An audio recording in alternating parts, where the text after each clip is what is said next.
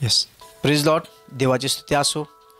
पुन्हा एकदा मी तुमचं प्रभू येशू ख्रिस्ताच्या नावामध्ये सर्वांचं स्वागत करत आहे आणि धन्यवाद देतो प्रभूला की पुन्हा एकदा प्रभूनं संधी दिली. त्याचा निरोप आज आम्ही या लोकांपर्यंत घेऊन यावं, त्याचं जे वचन आहे ते आम्ही इतरांपर्यंत पोहोचवावं आणि यासाठी पुन्हा एकदा देवानं संधी दिली आणि पुन्हा एकदा देवानं त्या गोष्टीसाठी निवड केली. पण प्रभू येशूला धन्यवाद.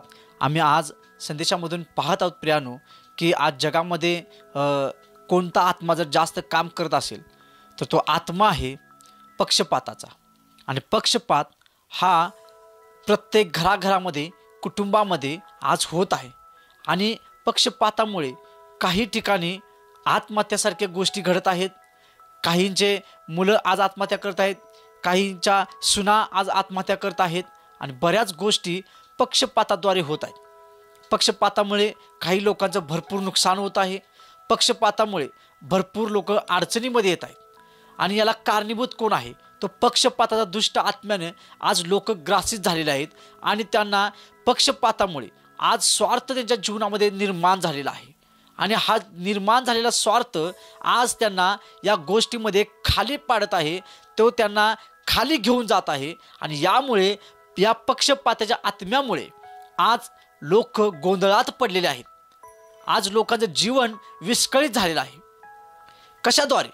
लहान लहान गोष्टीमध्ये कशा प्रकारे सैतानानं या गोष्टीमध्ये त्यांना फसवून ठेवलेलं आहे.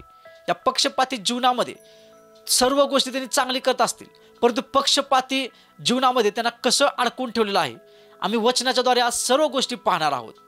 आणि या आम्ही आज संदेशाला सुरुवात करत असताना आम्ही पाहूया की माणसाच्या या जीवनक्रम चालू असताना त्याच्या आयुष्यामध्ये सैतानाने पक्षपाताच्या द्वारे कशा प्रकारे त्याच्या जीवनामध्ये एंट्री केलेली आहे, कशा प्रकारे त्याने जीवनामध्ये तो या घुसलेला आहे आणि तो पक्षपात करण्यासाठी कसं मनुष्याला तो आज त्या कारणासाठी त्या पक्षपातासाठी कसं तो त्याचा वापर करून घेतो. आज आम्ही वचनाच्या द्वारे सर्व गोष्टी पाहणार आहोत. आम्ही सुरुवात करूया.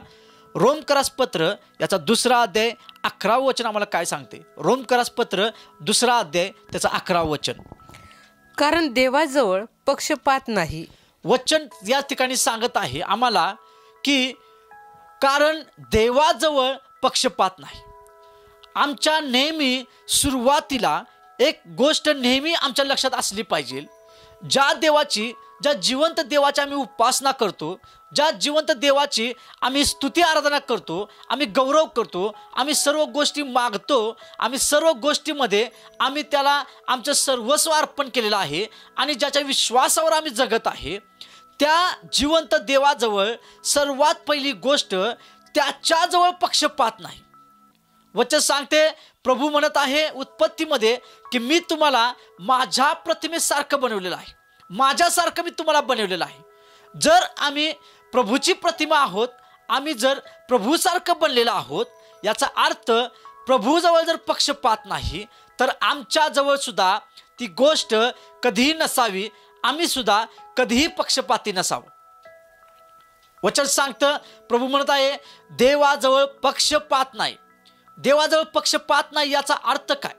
याचा अर्थ देव ज्या गोष्टी करतो ते सत्य करतो. म्हणून तो म्हणतो येशू की मी मार्ग, सत्य आणि जीवन आहे आणि ज्याच्याजवळ सत्य आहे त्याच्याजवळ जीवनाचा झरा देखील आहे. ज्याच्याजवळ सत्य आहे तो सार्वकालिक जीवनात सुद्धा नेणारा तो देव आहे. तो म्हणतो माझ्याजवळ पक्षपात नाही. मग मी बनवलेल्या मनुष्याच्या जीवनामध्ये, अंतःकरणामध्ये तो पक्षपाताचा आत्मा का असावा? ते पक्षपाताचा आत्मा का असावा? आज प्रभू आम्हाला प्रश्न विचारत आहे. जर माझ्याजवळ पक्षपात नाही तर तुमच्याजवळ तो पक्षपात का आहे? का तो पक्षपाताच्या आत्म्याला तुम्ही आपल्या जीवनात एंट्री दिलेली आहे? जर पक्षपातामध्ये आमचं जीवन अडकलेलं असेल तर आमच्या जीवनामध्ये कोणतेही आशीर्वाद आम्हाला मिळणार नाहीत, कारण पक्षपात हा आमच्या आशीर्वादाला अडखळण असा आहे. वचन या ठिकाणी प्रभू म्हणत आहे माझ्याजवळ ती गोष्ट नाही, तर तुम्ही तुमच्या जीवनामध्ये तुमच्या जवळ ती पक्षपाताची गोष्ट तुम्ही बाळगू नये, त्याला कधी आपल्या जीवनात तुम्ही स्थान देऊ नये. आता आम्ही वचन वाचलं आम्ही ऐकलं त्याप्रमाणे देवाजवळ पक्षपात नाही. मग मनुष्याजवळ हा पक्षपात कसा येतो आणि कशा प्रकारे एक साध्या आणि सोप्या पद्धतीनं सैतान आम्हाला पक्षपातामध्ये अडकवतो, कशा प्रकारे त्याची ही योजना कशा प्रकारे सफल होते, कशा प्रकारे यशस्वी होते, आम्ही वचनातून पाहूया. अनुवाद याचा 16वा अध्याय 19 वचन आम्हाला काय सांगतं. अनुवाद याचा 16वा अध्याय 19 वचन. विपरीत न्याय करू नये, पक्षपात करू नये आणि लाच घेऊ नये, कारण लाच शहाण्याचे डोळे आंधळे करते आणि नीतिमानाच्या दाव्याचा विपर्यास करते.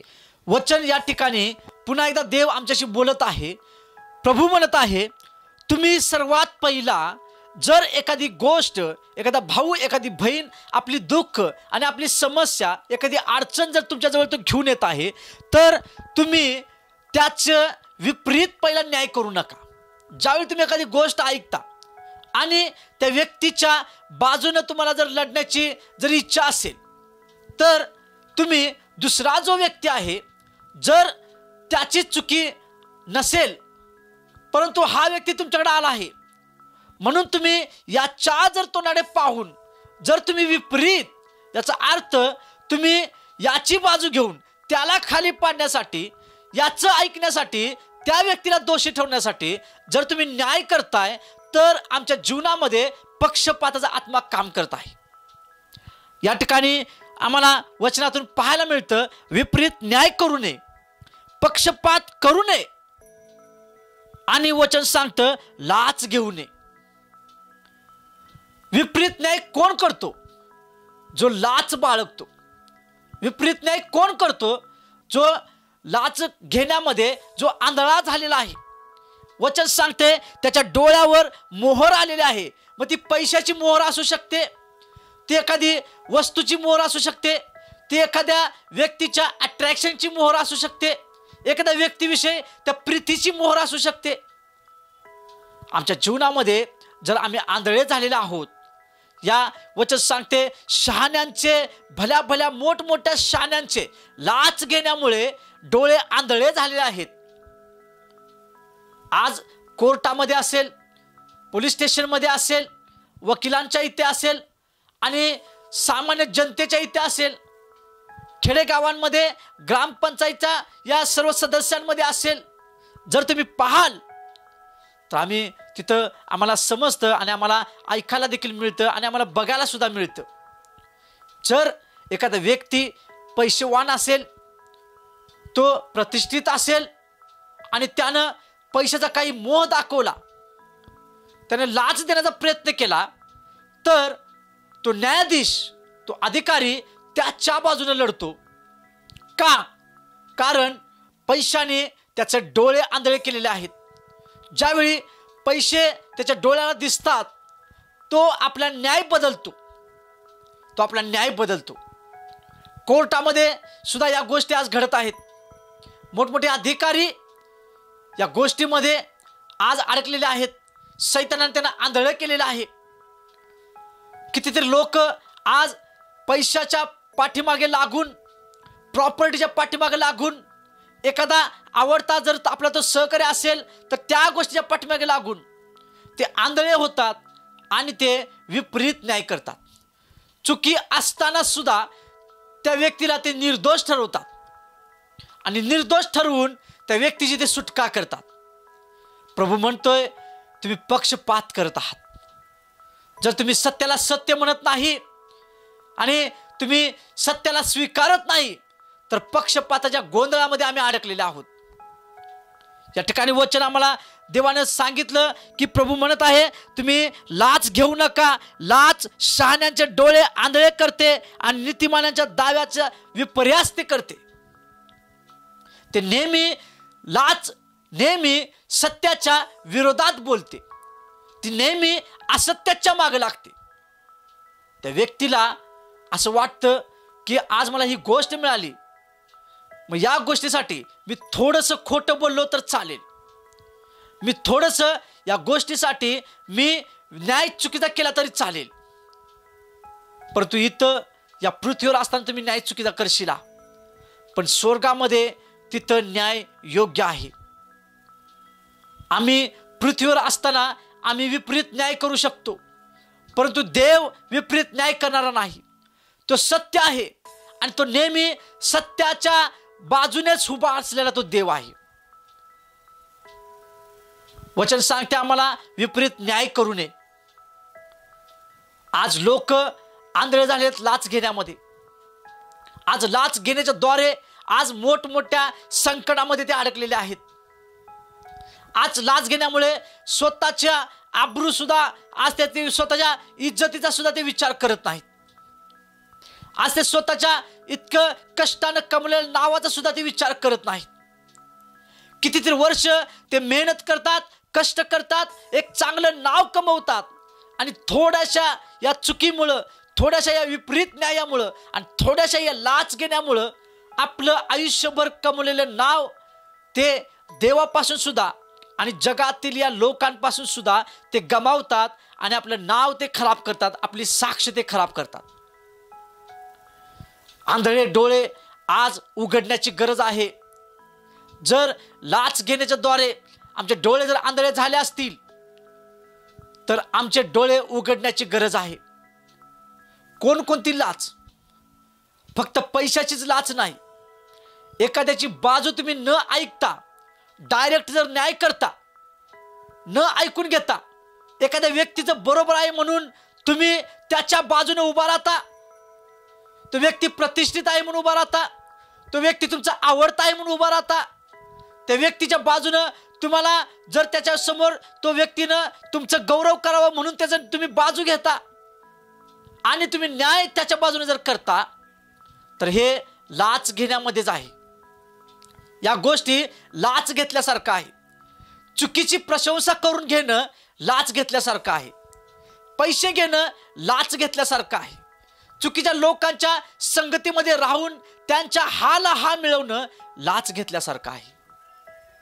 आज आम्ही कोणकोणत्या प्रकारची लाच घेऊन आम्ही प्रभूच्या आत्म्याला आम्ही दुःखी करत आहोत, आम्ही प्रभूला दुःखी करत आहोत. आज विचार करण्याची वेळ आहे. त्या पक्षपातामध्ये आमचं जीवन अडकलेलं असेल या लाच घेण्यामुळं, तर आम्ही त्या लाच घेण्यापासून आम्ही बाहेर येऊया. प्रभूला आम्ही विनंती करूया, प्रभू तू मला तुझ्या वचनाच्या द्वारे आणि तुझ्या योग्य बुद्धीच्या द्वारे, तुझ्या ज्ञानाच्या आत्म्याच्या द्वारे तू मला शहाणे कर आणि मला त्या लाच घेण्यापासून तू बाहेर काढ. आज जर आम्ही लाच घेण्यापासून आज आम्ही मागे आहोत तर आम्ही योग्य न्याय करत आहोत. लाच घेण्यामुळं, चुकीची गौरव आम्ही आमच्या जीवनात करून घेण्यामुळं आम्ही जो चुकीचा न्याय करतोय, प्रभू या न्यायाच्या वेळी त्याचा हिशोब आमच्याकडून घेणार आहे. हे आमच्या नेहमी लक्षात असू द्या. एकाची बाजू ऐकून दुसरी बाजू न ऐकता आम्ही जर न्याय करतोय तर आम्ही पक्षपात करत आहोत. चुकीची बाजू माहीत असून आम्ही होयला होय मिळवत आहोत आणि तिचा न्याय बाजू घेणं याला सुद्धा लाच म्हणतात. चुकीची बाजू घेऊन आम्ही त्या व्यक्तीला आम्ही उभा करत आहोत आणि त्या व्यक्तीच्या जीवनात आम्ही अशा प्रकारे आम्ही चुकीचं बी पेरत आहोत. याचा अर्थ आम्ही सैतानाकडून लाच घेत आहोत आणि आम्ही पृथ्वीवर गौरव घेण्याचं आम्ही पाहत आहोत. आज आमचे डोळे आंधळे झालेले आहेत.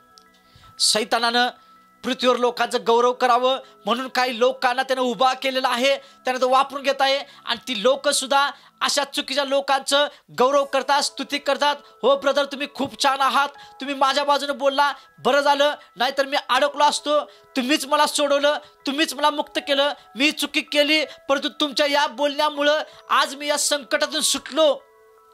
परंतु मनुष्याच्या संकटातून मी सुटचिला, परंतु देवाच्या संकटातून सुटणं खूप अवघड आहे. देव पक्षपाती नाही. तो म्हणत आहे रोम 2:11 प्रमाणे तो म्हणत आहे माझ्याजवळ पक्षपात नाही. जर देवाजवळ पक्षपात नाही, जर आम्ही त्याचे पुत्र आणि आम्ही कन्या आहोत, आम्ही त्याचे वारीस आहोत, तर आमच्या जीवनामध्ये सुद्धा तो पक्षपाताचा आत्मा कधीही काम करू नये.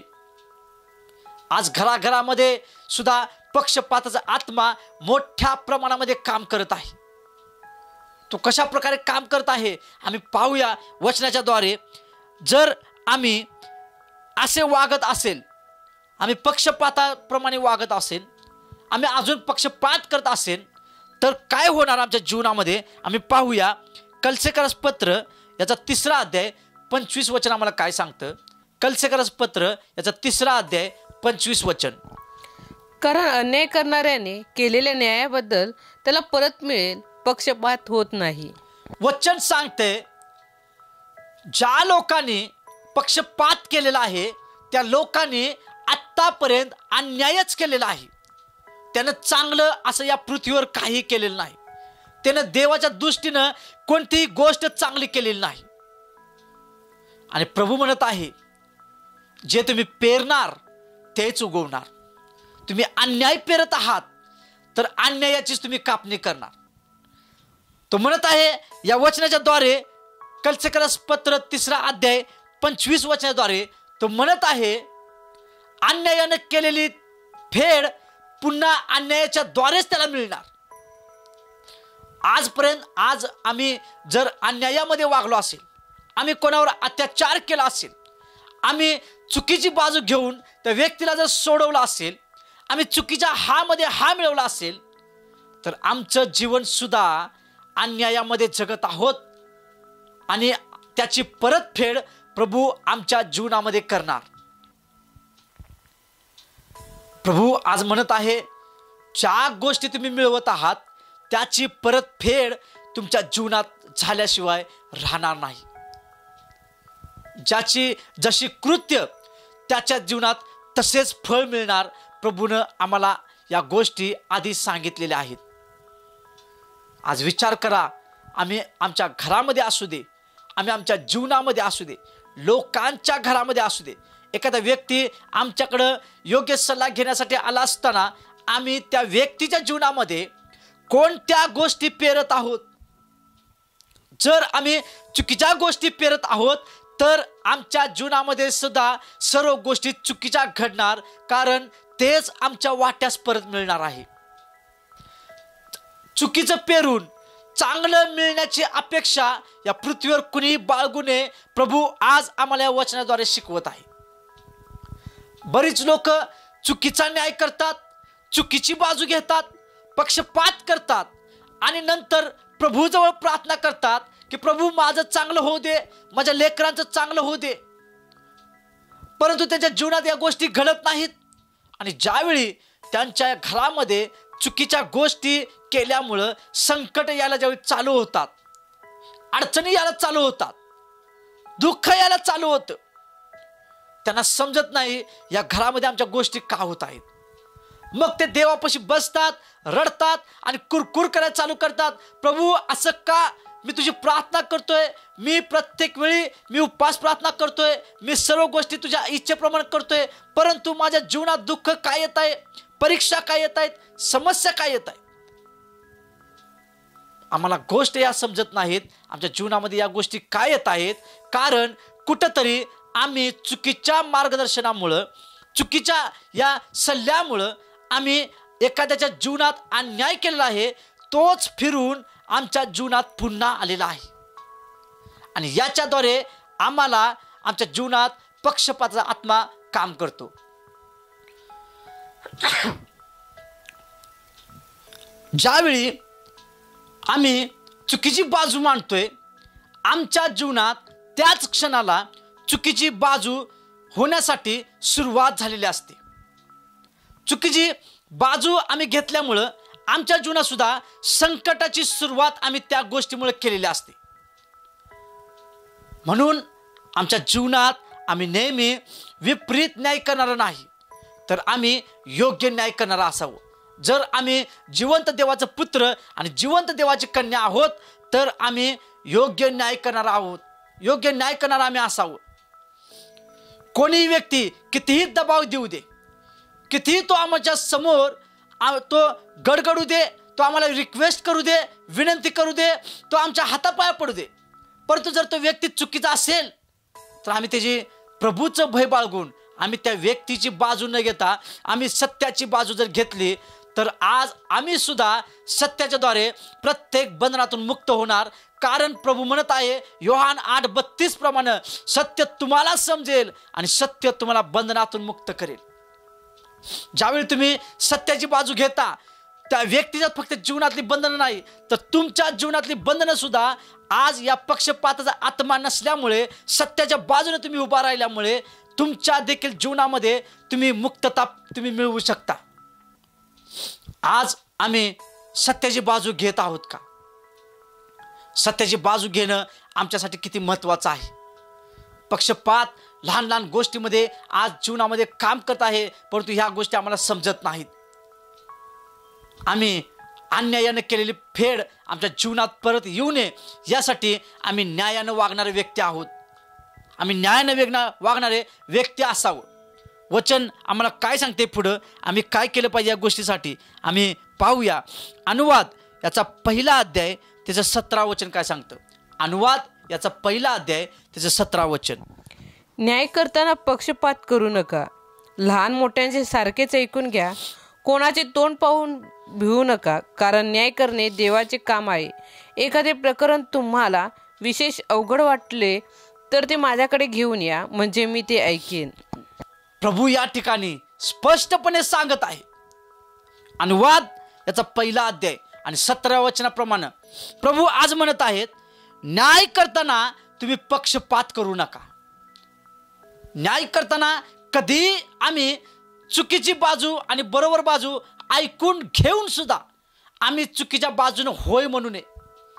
आज जगामध्ये याच गोष्टी घडत आहेत. आज घराघरामध्ये याच गोष्टी घडत आहेत. लोक आज एखादा व्यक्ती मोठा आहे, प्रतिष्ठित आहे, जास्त पैसे आहेत, जास्त तो रुबाबात आहे, तर त्याचंच ऐकून घेतात आणि त्याच्या बाजूनच ते बोलतात. का? कारण त्याच्याजवळ पैसे आहेत, त्याच्याजवळ स्वतःची एक इमेज आहे, त्याच्याजवळ एक मोठी रिस्पेक्ट आहे आणि त्या व्यक्तीचा दबाव ते जीवनामध्ये घेतात, त्याची भीती ते बाळगतात आणि ते न्याय करताना पक्षपात करतात. तो चुकीचा आहे हे माहीत असून सुद्धा त्याच व्यक्तीची ते बाजू घेतात आणि त्याच्याकडून गौरव करून घेण्याची ते अपेक्षा करतात. वचन आम्हाला सांगतं, लहान मोठ्यांचं तुम्ही सारखेच ऐकून घ्या. आज घराघरामध्ये एखादा लहान भाऊ असेल, एखादी लहान बहीण असेल, एखादी सून असेल, एखादा तिचा मुलगा असेल, घरामध्ये पक्षपात जोरदार रीतीने काम करत आहे. बरेच आज कुटुंब आम्ही पाहत आहोत, सासू कदाचित नेहमी आपल्या मुलाची बाजू घेत असते आणि सुनेची बाजू कधीही घेत नाही. हा पक्षपात आहे.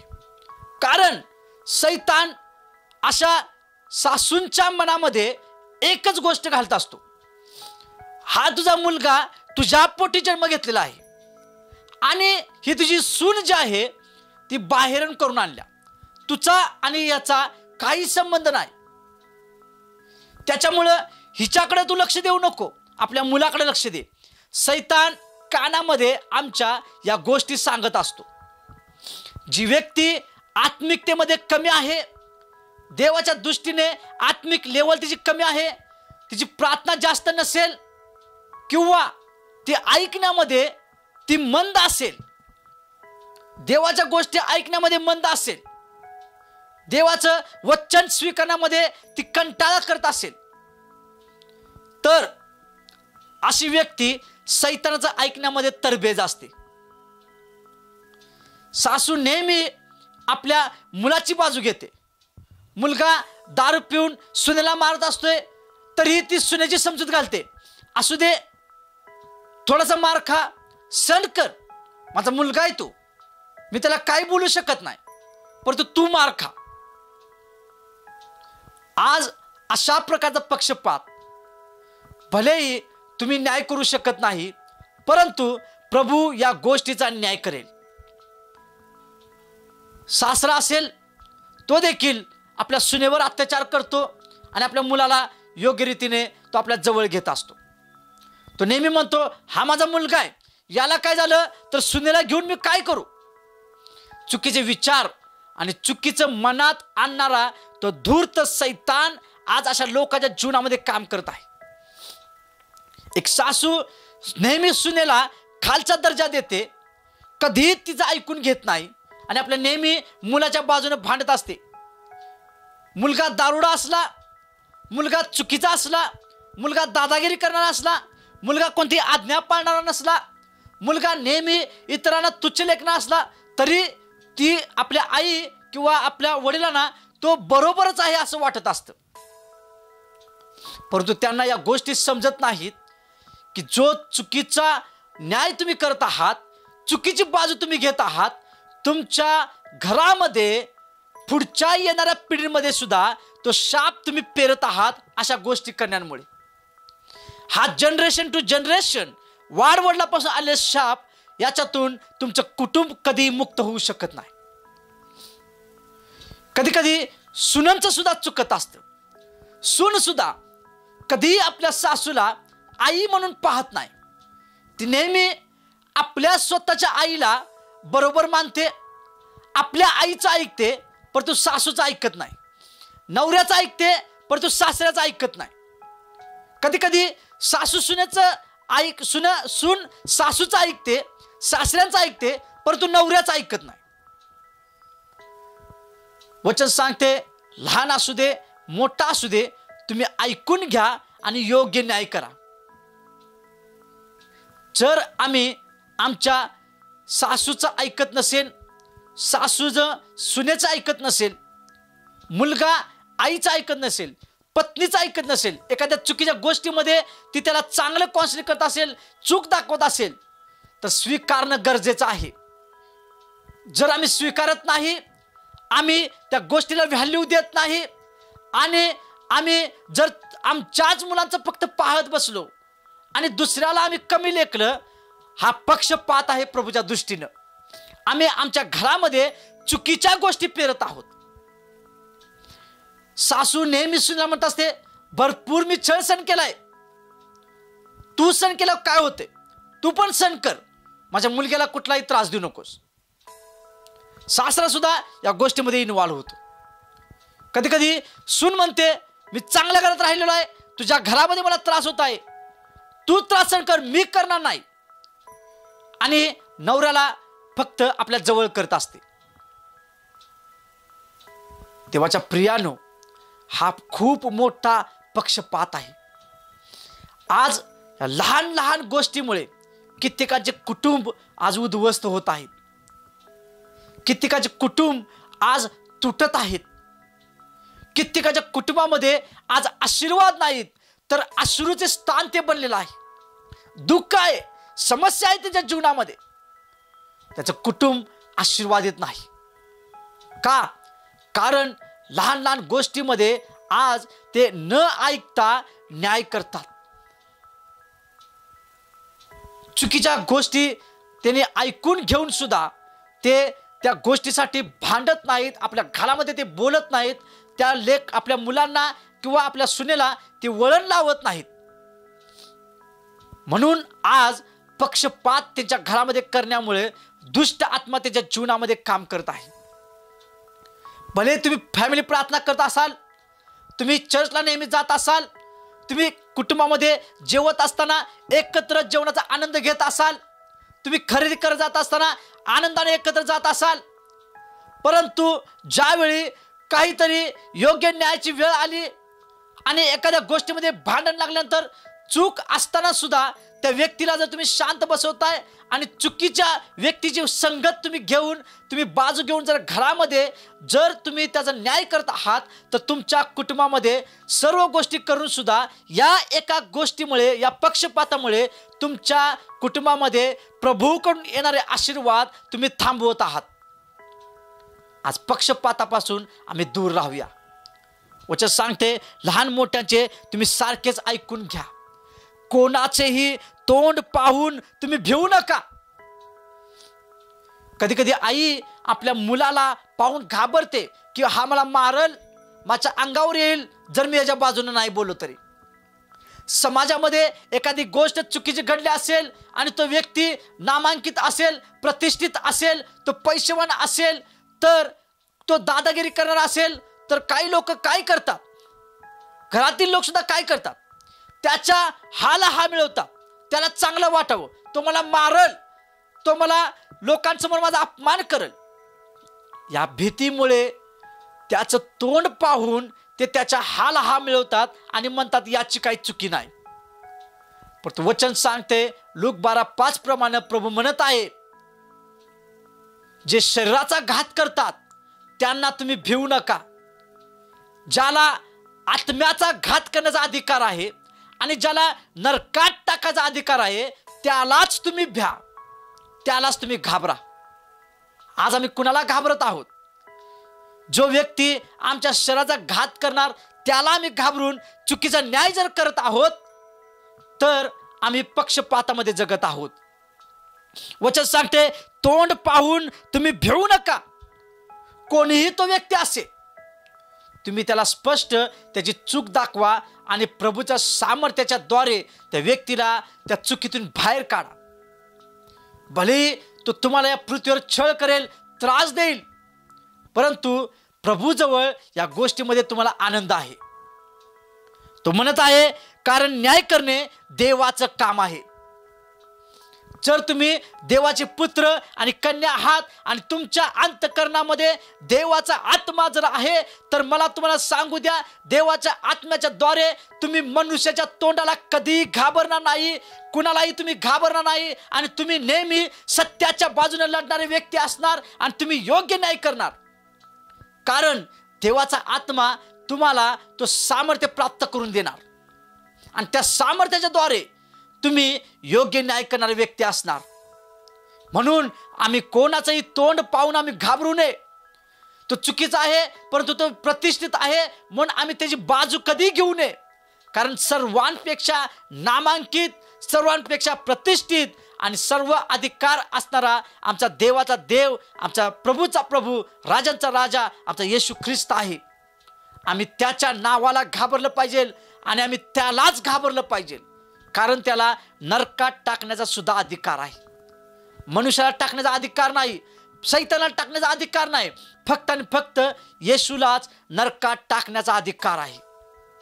म्हणून आम्ही तोंड पाहून कधी भिवू नये माझ्या प्रियानो. आजपासून आम्ही कोणालाही न घाबरता जो योग्य न्याय आहे आम्ही तोच करावा. कारण न्याय करणं देवाचं काम आहे आणि जो व्यक्ती योग्य न्याय करतो त्याच्या मुखाच्या द्वारे देवाचा आत्मा बोलतो. तो म्हणत आहे एखादं प्रकरण जर तुम्हाला विशेष असं प्रकरण काय असेल आणि जर तुम्हाला त्याचा न्याय करता येत नसेल, तुम्हाला ते अवघड वाटत असेल तर प्रभू म्हणत आहे ते माझ्याकडे घेऊन या. आम्ही प्रार्थनेनुसार, देवाच्या आज्ञेनुसार, त्याच्या आत्म्यानुसार आम्ही त्यांचं प्रकरण देवाच्या हातात सोपवून द्यावं. परंतु आम्ही आमच्या मनानं, आमच्या स्वतःच्या बुद्धीनं, आमच्या स्वतःच्या विचारानं आम्ही न्याय करू नये. कारण आमचा न्याय जर चुकीचा ठरेल तर प्रभू आमचा न्याय त्याच पद्धतीने करणार. हे आमच्या नेहमी लक्षात असू दे. घराघरामध्ये तुम्ही तोंड पाहून जर न्याय करत असाल, मुलगाच बरोबर आहे म्हणून त्याच्याच बाजूने भांडणे, त्याच्याच बाजूने बोलणे, सुनाला तुच्छ लेखणे, आपल्या मुलीला तुच्छ लेखणे आणि मुलाला उंच करणे, अशा प्रकारचा जर न्याय करत असाल तर तुमच्या येणाऱ्या पिढीमध्ये सुद्धा तो तुम्ही न्याय पेरत आहात, तो चुकीचा न्याय पेरत आहात, तो शाप तुम्ही पेरत आहात. आज घराघरामध्ये मुला मुलींमध्ये सुद्धा खूप मोठ्या प्रकारे पक्षपात होत आहेत. मुलगी आहे, नांदायला जाणार आहे, तिचं लग्न होईल, काही आवश्यकता नाही तिला चांगलं चांगलं घेऊन देण्याची, तिचा नवरा तिला घेऊन देईल, माझा मुलगा मला सांभाळणार आहे, तोच नेहमी माझ्या जवळ राहणार आहे, तो मला बघणार आहे. अशा प्रकारच्या विचारामध्ये आम्ही मुला मुलींमध्ये सुद्धा पक्षपात करतो. आज जगामध्ये कित्येक प्रकारे अबॉर्शन होत आहेत. मुलगी नको, मुलगाच पाहिजे. आज जगामध्ये येण्याच्या आधी त्या मुलाची हत्या केली जाते. आज जगामध्ये येण्याच्या आधी देवानं दिलेल्या संततीची हत्या केली जाते. आम्ही काय करत आहोत? सर्वात मोठा पक्षपाताचा आत्मा आमच्या जीवनामध्ये काम करत आहे जर आम्ही या चुकीच्या गोष्टी आम्ही करत आहोत. आम्ही मुलींना आम्ही थोडं थोडं हलक्यातल्या गोष्टी घेत असतो आणि मुलांना चांगल्या गोष्टी घेत असतो. का? मुलगी आवडत नाही. मुलगी आज लग्न होऊन जाणार आहे, मुलगा नेहमी मला पाहणार आहे, याच चुकीच्या गैरसमजमध्ये राहून मुलींना थोडं हलक्यातल्या गोष्टी घेणं आणि मुलांना चांगल्या गोष्टी देणं. आज आई वडील सुद्धा या पक्षपातामध्ये जगत आहेत. नेहमी मुलींना तुच्छ लेखणं आणि नेहमी मुलांना उच्च दर्जा देणं, इतरांसमोर मुलींचा अपमान करणं आणि मुलग्याचा प्रशंसा करणं पक्षपात आहे. आज अशा गोष्टी आमच्या जीवनातून होत असतील तर प्रभू या गोष्टी पाहत आहे आणि प्रभू सुद्धा याचा योग्य न्याय करणार आहे. मुलींमध्ये सुद्धा आम्ही पक्षपात करू नये माझ्या प्रियानो. आम्ही दोघांना आमच्या समानतेप्रमाणे लेखावं, कारण दोन्ही सुद्धा प्रभूपासून आलेले आहेत. प्रभूनं ती संतती दिलेली आहे आणि त्याच्या इच्छेनुसार दिलेली आहे. आज कित्येक आपल्या मुलांवर भरोसा ठेवतात, परंतु तीच मुलं आज आई वडिलाला मारून टाकतात. पैशामुळं, आपल्या पत्नीमुळं, काही लोक गर्लफ्रेंडमुळं आपल्या आई वडिलाचा सुद्धा मारण्याचा ते विचार करत नाही. आई वडिलांना सुद्धा मारण्यासाठी ते विचार कोणत्याही पद्धतीचा करत नाही. या गोष्टी का घडत आहेत? कुठंतरी सुरुवातीला आई वडिलांनी या चुकीच्या गोष्टी घरामध्ये पेरलेल्या आहेत, त्याच पुन्हा पलटून पुढच्या येणाऱ्या पिढीमध्ये त्या गोष्टी त्या पुन्हा सुरुवात करत आहेत. म्हणून वचन सांगते, तुम्हाला एखादं विशेष प्रकरण कुठं जर अवघड वाटत असेल तर तुम्ही माझ्याकडे या प्रभू म्हणतोय. जर आम्हाला एखादी गोष्ट आम्हाला जर समजत नसेल आणि आम्हाला ती अवघड जात असेल तर आम्ही त्याला प्रभूच्या हाती सोपून देऊया, कारण न्याय करणं देवाचं काम आहे आणि प्रभू योग्यच न्याय करणार. कारण त्याला पृथ्वीवर असणाऱ्या सर्व लोकांपेक्षा, सर्व देवदूतांपेक्षा त्याला जास्त बुद्धी आहे, त्याला जास्त समजतं आणि त्याच्यासारखा या पृथ्वीवर आणि स्वर्गात आणि दुसरीकडे कुठेही असू दे त्याच्यासारखा दुसरा कुठलाही देव नाही, त्याच्यासारखा कोणताही हुशार देव नाही. म्हणून त्याचं काम आहे न्याय करणं. आम्ही त्याच्या हातामध्ये आम्ही त्याला सोपवून देऊया. वचन काय सांगते पुढं आम्ही पाहूया. गलतीकरास पत्र याचा 2रा अध्याय 6वं वचन काय सांगतं आम्हाला. गलतीकरास पत्र याचा 2रा अध्याय 6वं वचन. परंतु कोणीतरी प्रतिष्ठित म्हणून जे मानले जात होते ते कसेही असो, त्यांचे मला काही नाही. माणसाला देव तोंडावरून मानत नाही.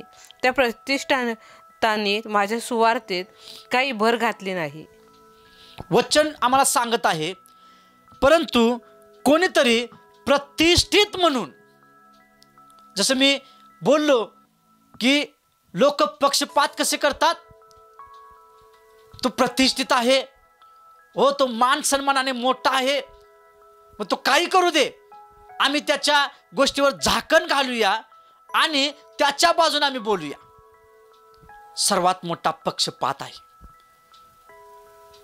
आज आम्हाला वाटत असेल अशी गोष्ट करताना आम्हाला कोणी पाहत नाही, परंतु प्रभूने तुमची ही गोष्ट त्याच्या स्मरणवहीत नमूद केलेली आहे आणि न्यायाच्या दिवशी प्रभू याच गोष्टीद्वारे आमचा सुद्धा न्याय करणार आहे.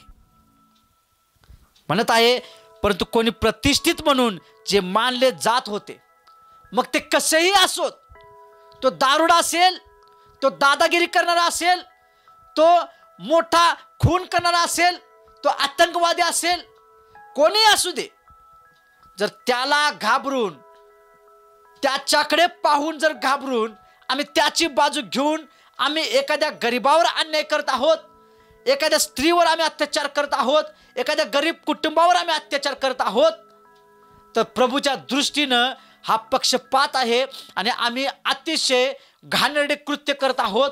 आम्ही अतिशय प्रभूला दुःखी करण्यासारखं आम्ही ते काम करत आहोत, कारण हा पक्षपात प्रभूला आवडत नाही.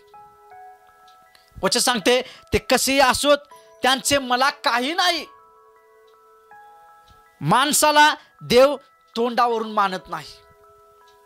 आमच्या एक मोठी गोष्ट आज प्रभू आम्हाला शिकवत आहे. आमच्या जीवनात आम्हाला ही गोष्ट माहीत असावी, देव तोंडावरून कोणत्याही गोष्टी मानत नाही. देव त्याच्या अंतःकरणामध्ये जे चाललेलं आहे त्याच्याद्वारे सुद्धा देव न्याय करतो. बरीच लोक म्हणतात हा स्वभावाने चांगला आहे, परंतु त्याचं अंतःकरण कसं आहे व्यक्तीला समजत नाही, ते प्रभूला समजतं. पक्षपात कोणत्या प्रकारे काम करतो समजून घ्या. तोंडावरून बघण्यावरून त्याचं एक चांगलं एक्सप्रेशन, त्याचं चांगलं अट्रॅक्शन, याच्यामुळे आम्ही खाली पडतो, आम्ही फसतो, आम्हाला ती भुरळ पाडते अट्रॅक्शन, आणि त्याच्याद्वारे आम्ही न्याय करतो. वचन सांगते माणसाला देव तोंडावरून मानत नाही. देव जर तोंडावरून माणसाला मानत नाही तर आम्ही त्याला का मानावं? कारण त्याचं तोंड भलेही कशाही पद्धतीचं स्वभावाचं असू दे, परंतु आम्ही प्रभू आम्हाला काय विचारणार आणि आम्ही त्याला काय उत्तर द्यावं या उद्देशानं आम्ही न्याय करावा. या नेहमी उद्देशानं आम्ही न्याय करावा. नेहमी या उद्देशानं आम्ही न्याय केला पाहिजे. नाही तर आमच्या जीवनामध्ये सुद्धा आम्ही पक्षपात करत आहोत आणि चुकीच्या गोष्टी आम्ही आमच्या कुटुंबामध्ये, आमच्या घरामध्ये आम्ही पेरत आहोत. त्या प्रतिष्ठिताने माझ्या स्वार्थतेत काही भर घातली नाही, पौल या ठिकाणी सांगत आहे. कारण जो प्रतिष्ठित व्यक्ती आहे, मग तो चुकीचा व्यक्ती असेल, जर तो चुकीचा आहे, परंतु त्यानं तुमच्यासाठी कधी एक गोष्ट कुठली चांगली केली नाही, ती म्हणजे त्यानं तुम्हाला चांगली कुठली गोष्ट देवाविषयी शिकवली नाही. म्हणून आम्ही अशा प्रतिष्ठित व्यक्ती जर चुकीच्या संगतीमध्ये आहे, चुकीच्या गोष्टीमध्ये आहे, तर आम्ही कधीही त्याची बाजू तोंड पाहून घेऊ नये, कारण प्रभू आम्हाला पाहत आहे. म्हणून आम्ही चुकीच्या गोष्टीमध्ये असू नये. माझ्या प्रियानो, वचन काय सांगते? एखादा व्यक्ती जर प्रतिष्ठित आहे आणि जर तो मानापानाचा आहे आणि त्याच्याकडे पाहून जर आम्ही त्याची बाजू घेत आहोत, तर आम्ही मोठ्या पक्षपातामध्ये जगत आहोत आणि त्या दुष्ट आत्म्याने आम्ही ग्रासित झालेले आहोत. आम्ही जर ग्रासित आहोत तर आम्हाला आजच या दुष्ट आत्म्यातून मुक्त होण्याची वेळ आहे. वचन काय सांगते पुढे आम्ही पाहूया. याकोब याचा 2 अध्याय त्याचं 2 पासून 4 पर्यंत वचन आम्हाला काय सांगतं. याकोब याचा 2 अध्याय त्याचं 2 पासून 4 पर्यंत वचन काय सांगतं. सोन्याची अंगठी घातलेला व भपकेदार कपडे घातलेला एखादा माणूस तुमच्या सभास्थानात आला आणि भिकार कपडे पांघरलेला एक दरिद्री आला. तुम्ही भपकेदार कपडे घातलेल्या इस्माकडे पाहून म्हणतो, ही जागा चांगली आहे, येथे बसा. आणि दारिद्र्याला म्हणता, तू येथे उभा राहा किंवा माझ्या पदासनाजवळ खाली बैस. तर तुम्ही आपणामध्ये भेदभाव ठेवता की नाही आणि दुर्विचार न्यायाधीश बनला की नाही. वचन या ठिकाणी सांगत आहे, खूप मोठी गोष्ट प्रभू या वचनाद्वारे आम्हाला शिकवत आहे. आज जगामध्ये पक्षपात कोणत्या गोष्टीमुळे होतो? आज पक्षपात होण्यापाठीमागचं मोठं कारण काय? लोकांचं राहणीमान आणि त्यांची लाईफस्टाईलवर डिपेंड करतं. एखादा व्यक्ती दादागिरी करणारा आहे, व्याजानं पैसे फिरवणार आहे आणि तो पैशाच्या रुबाबात जगत आहे. तो व्यक्ती सोन्याची अंगठी घालणारा असणार. तो व्यक्ती नेहमी वचनाप्रमाणे भपकेदार, चांगले डिझाईनचे, चांगले मोठमोठ्या ब्रँडचे तो कपडे घालणार. आणि वचन सांगते, जर तो तसा व्यक्ती आहे आणि तुम्हाला जर माहीत आहे की हा व्यक्ती खुनी आहे, हा व्यक्ती दादागिरी करणार आहे, हा व्यक्ती डॉन आहे, हा व्यक्ती एखादा मोठा दादा आहे आणि याला मी काहीतरी बोललो किंवा याची बाजू नाही घेतली तर हा मला मारून टाकल.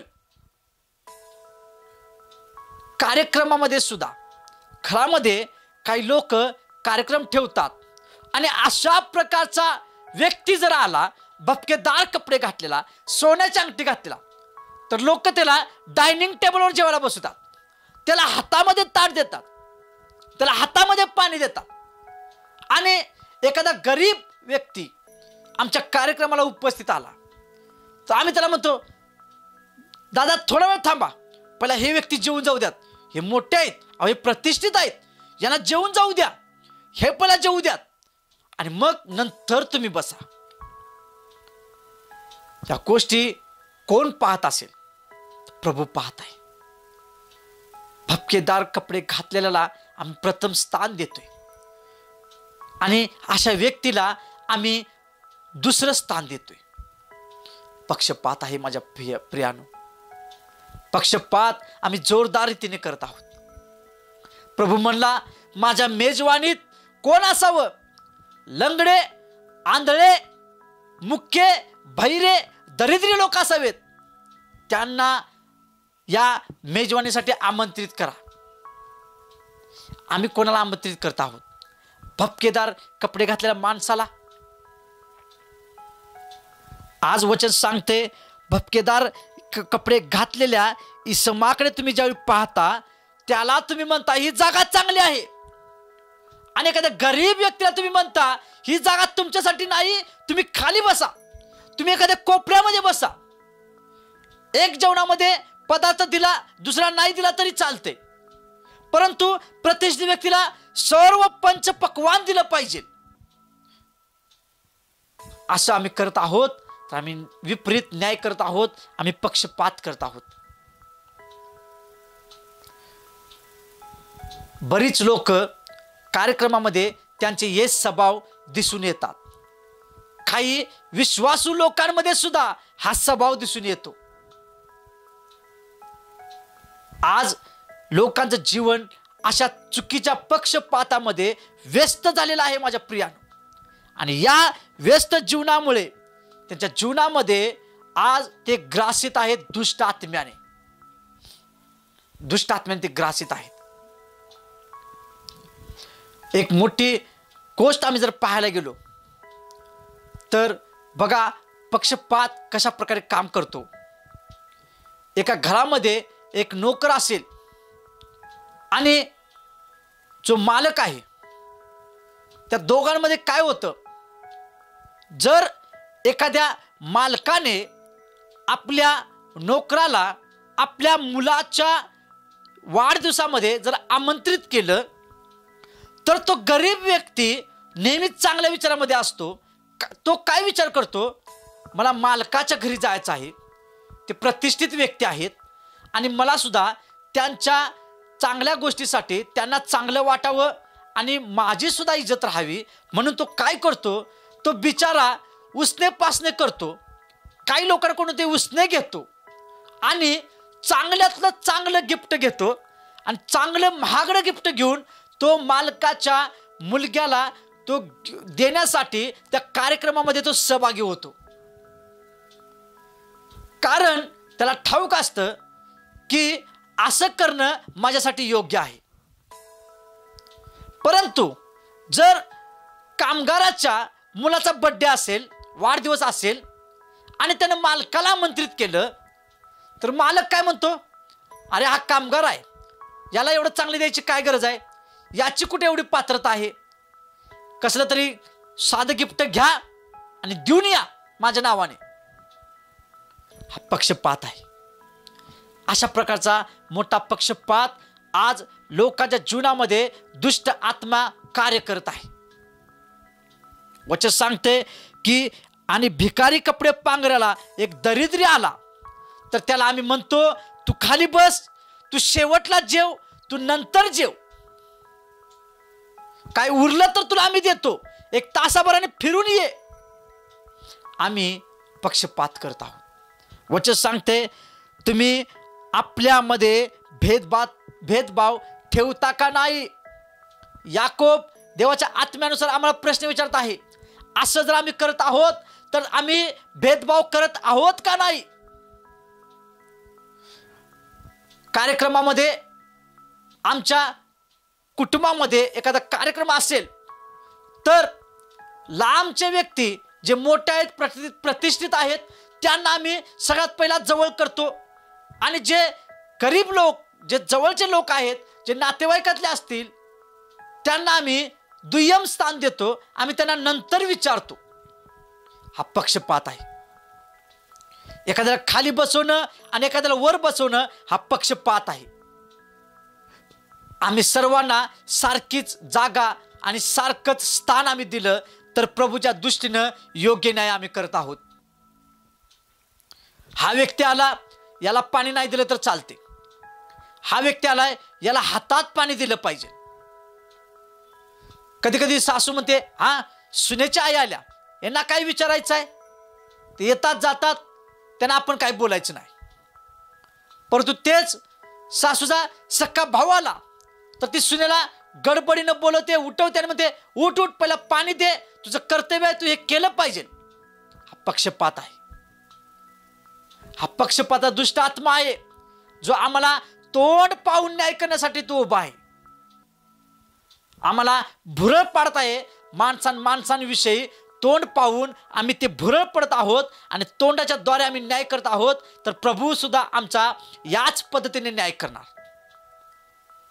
म्हणून आमच्या जीवनामध्ये पक्षपात नसावा माझ्या प्रियानो. जर या गोष्टी आम्ही करत आहोत तर आम्ही भेदभाव करत आहोत. आम्ही भेदभाव करणारे आहोत आणि दोन वेगवेगळे विचार करणारे न्यायाधीश आम्ही आहोत. आम्ही न्यायाधीश कशा प्रकारचे आहोत? दोन्ही बाजूनं दोन्ही दगडावर हात ठेवणारे आम्ही न्यायाधीश आहोत. आणि प्रभू म्हणतोय, अशा प्रकारचं तुम्ही न्यायाधीश होऊ नका, अशा प्रकारचं तुम्ही न्याय करणारा होऊ नका, तुम्ही योग्य न्याय करणारा असा. प्रियानो, पक्षपात अशा छोट्या छोट्या गोष्टींमध्ये आज घरामध्ये तो कार्य करत आहे. याच्यामुळे आज कितीतरी कुटुंब आज उद्ध्वस्त होत आहेत. आज याच गोष्टीमुळे, सासूच्या या छळामुळे, पक्षपातामुळे सून आणि मुलगा त्या आईपासून दूर होत आहे. सुनेच्या पक्षपातामुळे मुलगा आईपासून आणि वडिलापासून तुटत आहे. याला जबाबदार कोणी नाही. याला जबाबदार तर पक्षपाताच्या आत्म्याला आम्ही आमच्या जीवनात स्वीकारल्यामुळं आणि आम्ही आंधळे झाल्यामुळं आमच्या या जीवनात गोष्टी घडत आहेत. आम्ही या गोष्टीतून बाहेर पडण्याची गरज आहे. आम्ही या असल्या गोष्टीतून आम्ही बाहेर पडण्याची गरज आहे. वचन काय सांगते आम्ही पाहूया. शेवटचं वचन, असे वागणं म्हणजे काय आहे. जर आम्ही अशा पद्धतीने वागत आहोत तर आमच्या जीवनातून कोणती मोठी गोष्ट घडत आहे. आम्ही वचनातून पाहूया. याकोब याचा 2रा अध्याय त्याचं 9वं वचन काय सांगतं. याकोब याचा 2रा अध्याय त्याचं 9वं वचन. परंतु जर तुम्ही तोंड पाहून वागत आहात तर पाप करिता आणि उल्लंघन करणारे असे नियमशास्त्राद्वारे दोषी ठरता. वचन सांगते, याकोब पुन्हा आम्हाला एक मोठा सल्ला आज या ठिकाणी देत आहेत.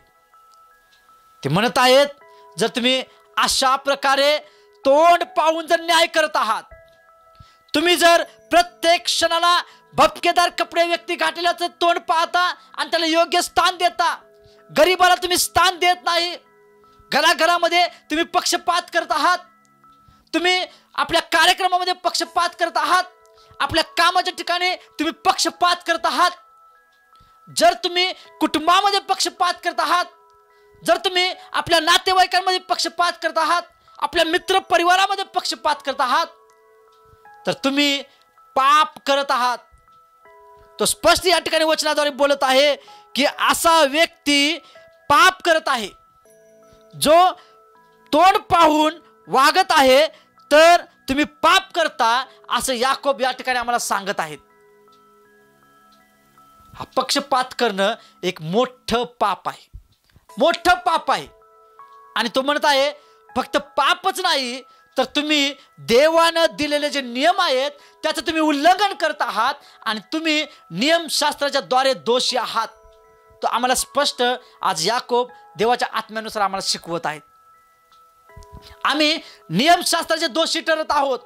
देवाच्या नियमाचं उल्लंघन करून, देवाच्या नियमाच्या विरोधात जाऊन आम्ही पक्षपात करून आम्ही देवाच्या नजरेत दोषी आहोत. मग आम्ही किती उपवास करू, किती प्रार्थना करू, किती दान धर्म करू आणि किती आम्ही लोकांसमोर चांगलं वागू, आम्ही चांगलं वागण्याचं आव आणू, आम्ही संदेश देणारे व्यक्ती असू दे, आम्ही चिन्ह चमत्कार करणारे व्यक्ती असू दे, परंतु या गोष्टीमध्ये जर आमचं जीवन अडकलेलं असेल, ग्रासित झालेलं असेल, तर आम्ही पक्षपात करत आहोत, आम्ही पाप्य आहोत. देवाच्या वचनाच्या द्वारे आम्ही पाहत आहोत, देवाच्या वचनाच्या नुसार आम्ही नियमशास्त्राचे उल्लंघन करून आम्ही दोषी आहोत, आम्ही कधी दोषी नसू नये. जर हा दोष दूर करायचा असेल तर आम्ही प्रभूच्या दृष्टीनं योग्य न्याय करणारे व्यक्ती असावं. योग्य न्यायाधीश बनण्याचा आम्हाला गरज आहे. आम्हाला योग्य न्यायाधीश बनण्याची गरज आहे. ज्या गोष्टीमध्ये तुम्हाला न्याय करता येत नाही तो न्याय तुम्ही प्रभूच्या हाती सोपवा. आणि ज्या गोष्टीमध्ये तुम्हाला न्याय करता येत आहे, तुम्ही बाजू ऐकून घेत न्याय करत आहात, तर तुम्ही योग्य न्याय करा. आज प्रभूची इच्छा आहे माझ्या प्रियानो. आम्ही आज नियमशास्त्राचे उल्लंघन करणारे दोषी आम्ही मनुष्य नसावं. आम्ही जर देवाची लेकरं आहोत तर आम्ही योग्य न्याय करणारा असावं. आम्ही मोठ्या या पापातून बाहेर पडण्याची आम्हाला गरज आहे. पक्षपात आमच्या जीवनातून गेला पाहिजे. जर आम्ही पक्षपात करत नाही तर आमच्या येणाऱ्या पुढच्या हजारो पिढ्या सुद्धा या पक्षपात या दुष्ट आत्म्यातून मुक्त होईल. आणि ज्यावेळी पक्षपाताचा आत्मा प्रत्येकाच्या जीवनातून निघून जाईल, प्रत्येकाचं कुटुंब स्थिर राहील, प्रत्येक व्यक्ती स्थिर राहील आणि तो नियमशास्त्राचा दोषी नसणार. ही वेळ आहे पश्चाताप करून आम्ही पक्षपातातून बाहेर पडावं. पक्षपात आम्ही आजपर्यंत केला असेल तर ही वेळ आहे आमचं अंतःकरण आम्ही तपासूया. आणि आम्ही अंतःकरण तपासून आम्ही या पक्षपाताच्या दुष्ट आत्म्यातून आम्ही बाहेर पडूया. आम्ही आमच्या सुनेबरोबर पक्षपात केला आहे काय? आम्ही आमच्या मुलांबरोबर पक्षपात केला आहे काय? आम्ही आमच्या मित्राबरोबर पक्षपात केला आहे काय? आम्ही आमच्या मालकांबरोबर पक्षपात केला आहे काय? आम्ही आमच्या कामगारांबरोबर पक्षपात केला आहे काय? आम्ही आमच्या सहकार्याबरोबर सोबतीबरोबर आम्ही पक्षपात केला आहे काय? आज विचार करूया या सर्व गोष्टीचा आणि या पक्षपातातून आम्ही मुक्त होऊया. कारण आज म्हटलेला वेळ आहे तोपर्यंतच आम्ही पश्चाताप करावा आणि या दोषातून आम्हाला मुक्त होण्याची गरज आहे. प्रियानो, माझा विश्वास आहे आज तुम्हाला पक्षपातामध्ये सैतान कशा प्रकारे आम्हाला खाली पाडतो वचनाच्या द्वारे नक्कीच प्रभू तुमच्याबरोबर बोललेला आहे आणि तुम्हाला या गोष्टी समजल्या आहेत असा माझा पूर्ण विश्वास आहे. आम्हाला पक्षपातातून मुक्त होण्याची गरज आहे. जर आम्हाला दोषी ठरायचं नसेल, प्रभूच्या दृष्टीने आमचा न्याय जर योग्य व्हायला पाहिजे असं जर तुम्हाला वाटत आहे तर पक्षपातातून मुक्त व्हा. सुनेला, सासूला, मुलांना, आपल्या प्रत्येक नातेवाईकाला, आपल्या भावाला, आपल्या बहिणीला प्रत्येक गोष्टीमध्ये समानता द्यायला शिका. सर्वांवर वचन सांगते तुम्ही सारखीच प्रीती करा. तुम्ही सारखीच प्रीती करताय तर तुम्ही पक्षपाताच्या दुष्ट आत्म्यातून मुक्त होता. पण तुम्ही प्रीतीमध्ये ढोंगीपणा आणताय, प्रीतीमध्ये भेदभाव करताय तर पक्षपातातून आम्ही मुक्त होणार नाही. आम्हाला गरज आहे पक्षपातातून मुक्त व्हावं आणि आम्ही आमचं कुटुंब आणि आमचं स्वतःचं जीवन आम्ही प्रभूमध्ये स्थिर राखावं. देवबाप करो या वचनाद्वारे तुमचं जीवन आशीर्वादित हो आणि तुम्हाला प्रत्येकाला या वचनाच्या द्वारे देव पक्षपाताच्या आत्म्यातून मुक्त करावं. यामुळे आमचे नेत्र बंद करूया आणि आम्ही प्रार्थना करूया. प्रभू, आम्ही तुला धन्यवाद देत आहे बापा. तू बोललास, तुझा विश्वास आहे राजा. आज जितकी लोक पाहत आहे आणि जितक्याने तुझ्या वचनाचा स्वीकार केला आहे माझ्या देवा, ज्यांच्या ज्यांच्या जीवनामध्ये आज तो पक्षपात काम करत आहे, मी प्रार्थना करतो लूक 10:19 प्रमाणे तू जो मला अधिकार दिलायस, मी तो अधिकार त्या व्यक्तीच्या जीवनात आज मी जाहीर करतो आणि त्या अधिकाराच्या द्वारे त्या पक्षपात या दुष्ट आत्म्याला येशूच्या सामर्थ्य नावामध्ये मी त्याला जाण्याचा आता यावेळी आदेश देत आहे. मी त्याला आज्ञा करत आहे, निघ दुष्ट आत्म्या, निघ. ज्यांच्या ज्याच्या जीवनामध्ये, ज्यांच्या ज्या कुटुंबामध्ये तू काम करतायस, तुझा अधिकार, तुझी अथॉरिटी मी आता या क्षणाला येशूच्या नावामध्ये मी तोडत आहे. हर एक पक्षपाताच्या आत्म्या निघ, तुझा अधिकार नाही कुठल्याही कुटुंबामध्ये, कुठल्याही जीवनावर, कुठल्याही व्यक्तीच्या जीवनामध्ये ताबा घेण्याचा तुझा अधिकार नाही. प्रभू, प्रत्येकाला पक्षपातातून मुक्त कर आणि प्रत्येकाला एक नवा आत्मा दे. यचकेल 36:27 प्रमाणे तू नवीन आत्मा त्यांच्यामध्ये घाल, नवीन मासमर हृदय दे की ते प्रत्येकावर सारखीच प्रीती करतील आणि योग्य न्याय करतील बाप्पा. ज्याने पश्चाताप केलेला आहे आणि जे विश्वासाने आज तुझे वचन स्वीकारले आहेत प्रभू, त्याच्या जीवनामध्ये तू कार्य करतायस, तुला धन्यवाद. मी विश्वास ठेवतो आज जितक्याने तुझ्या वचनाचा स्वीकार केलेला आहे, जितक्यांचे आज कान तुझ्या वचनाकडे लागलेले आहेत, आज भूक तुझ्या वचनाकडे लागलेली आहे बाप्पा, ते प्रत्येक जण या पक्षपाताच्या आत्म्यातून मुक्त झाले आहेत आणि ते आशीर्वादित झालेले आहेत. यासाठी मी तुला धन्यवाद देत आहे राजा. तू वचनाद्वारे बोलास पवित्र आत्म्या, आम्ही तुला धन्यवाद देतो. संदेश आमचा तू आशीर्वादित केलास, आम्ही तुला धन्यवाद देतो. तुझा निरोप लोकांपर्यंत पोहोचलास, तुला धन्यवाद देतो. ही प्रार्थना आम्ही येशूच्या नावामध्ये करतो म्हणतो, ऐक पिता. आमेन आमेन. प्रभूला धन्यवाद. आणि माझा विश्वास आहे या संदेशाद्वारे तुम्ही नक्कीच आशीर्वादित झालेला आहात आणि हा संदेश इतर लोकांपर्यंत शेअर करून तुम्ही इतरांचं जीवन बदलण्यासाठी आजच तुम्ही या जेजस लव्ज यू मिनिस्ट्रीला, तुम्ही या चॅनलला लाईक करा, कमेंट द्या, सबस्क्राईब करा आणि ही लिंक इतरांपर्यंत पोहोचवून त्यांना देखील या बंधनातून मुक्त होण्यासाठी, हे वचन त्यांच्यापर्यंत पोहोचण्यासाठी तुम्ही अशा प्रकारे तुम्ही एक प्रभूची सेवा करू शकता आणि लिंक तुम्ही इतरांपर्यंत पाठवू शकता. आणि जास्तीत जास्त वचन लोकांपर्यंत घेऊन प्रत्येकाला त्यातून मुक्त होण्यासाठी तुम्ही प्रभूची जर सेवा करत आहात तर नक्कीच देव तुम्हाला या गोष्टीमध्ये प्रतिफळ देईल. देवबाप तुम्हाला आशीर्वाद करो. Praise Lord.